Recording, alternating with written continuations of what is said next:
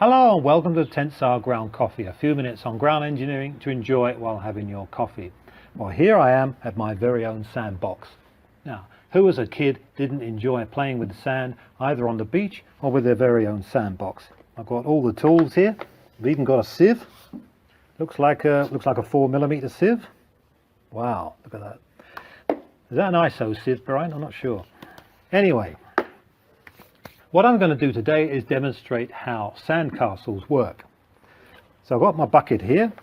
Now, even as a child, you would know that this is the wrong way to build a sandcastle out of dry sand.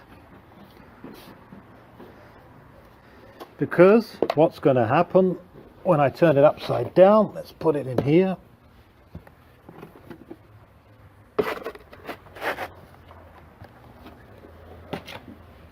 I am going to get a sand cone, not a sand castle. Because the sand doesn't have enough strength, it falls to its angle of repose and you form a sand cone like that. And there's been a lot of academic time spent studying just the sand cone, but let's not go into that now. So what I have here is the same sand but wet. And you'll know that that is more the sort of material from which to construct a sand castle. So let's put that back. This time we're going to make our sand castle out of this wet sand. Let's compact it down a bit.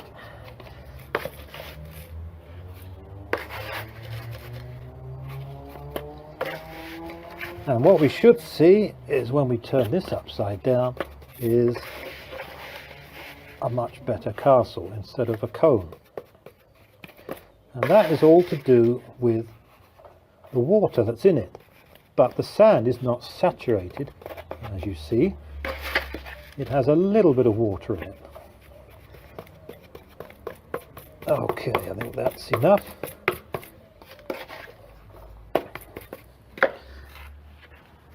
So this time, right,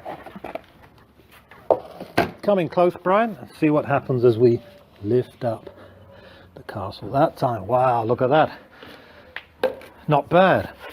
So now the sand is much stronger. Instead of falling to that cone shape, we now have an almost vertical slope. So why is that? That is due to the partial saturation in the sand.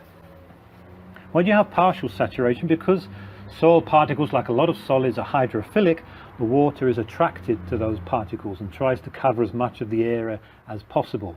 But water also has surface tension, and that generates the tension, if you like, or the suction, negative pore pressure in the soil. So in terms of effective stress, that negative pore pressure is actually increasing the effective stress. So it's that extra effective stress between the particles. The suction in the water draws the particles together, giving them more friction between them, so they are stronger and able to support that much steeper slope. And if you get into smaller pore sizes like a clay, that suction can be much greater and has a much greater effect on the properties of the clay. But as you will remember from your trips to the beach, is as the tide comes in, if that sand at the base becomes saturated, you can see already that the base is starting to lose strength there.